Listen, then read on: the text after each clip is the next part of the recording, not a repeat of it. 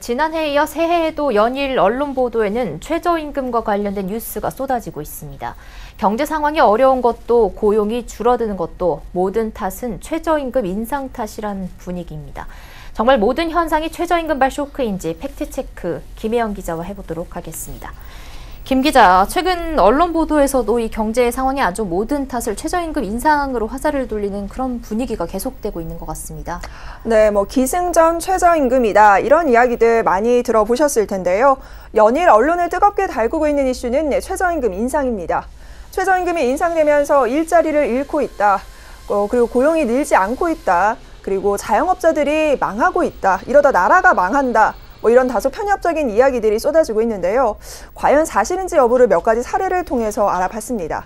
자, 일단은 최저임금이 올라가면서 가장 이슈화됐던 부분들이 경비원분들이 최저임금발 인상으로 인해서 대량으로 해고 사태에 놓일 것이다. 이런 이야기 많이 들어보셨죠? 네, 저도 관련 기사를 봤는데 이 기사 헤드들만 읽고 보면은 굉장히 심각한 이슈로 다가왔는데요. 정말로 이 경비원들이 최저임금 때문에 일자리를 잃은 겁니까? 결론부터 말씀드리면 아닙니다. 네. 전체적으로 지난해 공동주택에서 경비원들의 숫자를 확인해 봤더니 그 전년도와 비교해서 별다른 차이가 없었는데요. 고용노동부의 자료 함께 보시죠. 자, 일단 6.48명 지금 수치가 보이실 겁니다. 작년 말 기준 단지당 아파트와 연립주택 등 공동주택의 경비원 숫자입니다. 자, 그렇다면 그 전년도인 2007년도에는 어땠을까요? 6.61명, 결과적으로 2% 정도 감소한 겁니다. 자, 여기에 공동주택 청소원은 오히려 1.8%나 증가를 했습니다.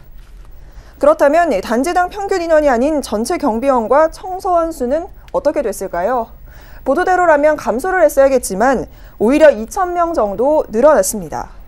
자, 이처럼 일부 사례를 확장해서 마치 최저임금이 인상되면서 대부분의 경비원들이 일자리를 잃었다. 결국 호도된 건데요.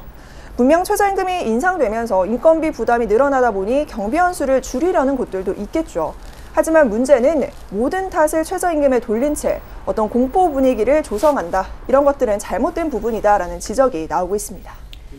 네, 경비원 이야기가 먼저 나왔지만 사실 가장 많이 언급이 되는 부분이 자영업자 관련해서입니다. 네. 연일 이 최저임금 인상 때문에 자영업자의 폐업이 치솟는다, 이러다 다 죽는다 이런 이야기가 나오고 있거든요. 네, 일단 최저임금이 인상되면 자영업자들의 어려움이 가중되는 것은 사실입니다. 줘야 하는 돈이 늘어난다면 부담은 당연히 늘어날 수밖에 없겠죠. 그런데 문제는 이런 자영업자들의 어려움을 가중시키는 요인이 단순히 최저임금 문제만 있는 건 아니라는 겁니다. 사실 우리가 자영업자를 크게 두 가지 부류로 볼 수가 있는데요. 첫 번째는 본인이 혼자 운영을 하거나 가족과 함께 운영하는 자영업자들, 그리고 두 번째는 직원을 고용하는 자영업자들입니다. 관련 통계와 수치를 조금 살펴봤더니 지난해 고용이 있는 자영업자들 수는 오히려 증가했는데요. 통계청 이야기 함께 들어보시죠. 고용원이 있는 자영업자는 전체 중에서 43,000명이 증가를 했고요. 고용원이 있는 자영업자는 165만 1,000명인데 전년도에는 160만 8,000명이었으니까 그 차이가 43,000명이 되는 겁니다. 자, 들으신 것처럼 결과적으로는 전반적인 환경을 잘 챙겨봐야 한다는 겁니다. 경기가 워낙 어렵다라는 부분도 있고요. 또한 감당할 수 없는 임대료 상승 등 재반 비용이 증가하는 부분도 있습니다. 자, 여기에 최근에 유통구조도 크게 변하고 있고요. 골목 상권도 망가지고 있죠. 오프라인 이 매출이 좀 늘어나면서 온라인, 즉 매장을 가지고 있는 자영업자들의 어려움은 가중되고 있는 것이 사실입니다. 자, 이렇게 복합적인 부분들을 하나하나 잘 짚어봐야 하는 건데 마치 모든 것이 최저임금 인상 탓인 양 이렇게 나오는 부분은 실상을 파악하지 못한 채 결과적으로 선동하는 것과 다름이 없다라는 전문가들의 지적도 상당히 많은데요. 자영업자가 정말 왜 어려운 건지 이런 부분을 종합적으로 좀 판단을 해서 실질적으로 자영업자가 체감할 수 있는 대책을 좀 마련해야 하는 시점이 아닌가 싶습니다.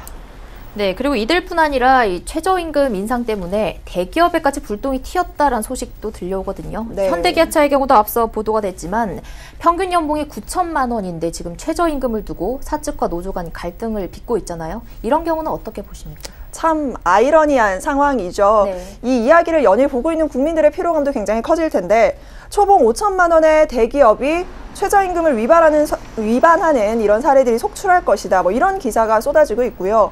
이제는 아예 상여금을 쪼개서 지급한다더라. 이런 이야기도 나오고 있는데 사실 이 부분이 지금 우리나라가 처한 단면이 좀 아닐까 싶습니다. 고액 연봉자들까지 최저임금 미달 사태가 조금 발생이 되면서 기업들은 볼멘 소리를 하는데 국민들이 느끼기에는 굉장히 아이러니하죠. 또 앞선 레포트에서 사실 언급을 했듯이 이 문제는 기형적인 임금 구조에 있습니다.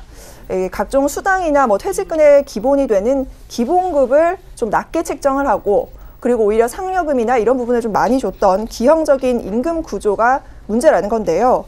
또한 정기상여금 등을 이제 통상임금에 넣을지 말지 이 부분을 정할 때도 마찬가지였습니다. 노조는 노조대로, 회사는 회사대로 주판 튕기기에만 바빴는데요.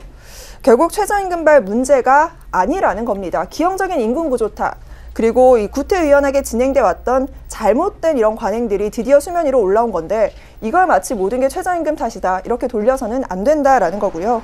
사실 최저임금에 맞춰서 계속 노조에서는 기본급을 올려달라라고 하고 있는데 이 부분도 몇 가지 지적이 좀 되고 있습니다. 결국 최저임금 인상으로 나타나는 이런 부작용 부분들이 있기는 당연히 하겠지만 최저임금 인상이 고용 악화, 그리고 경기 불황, 소득주도 성장 실패, 이는 곧 결국 나라가 망한다. 이런 프레임으로 비약화되는 건 문제가 있다는 지적입니다.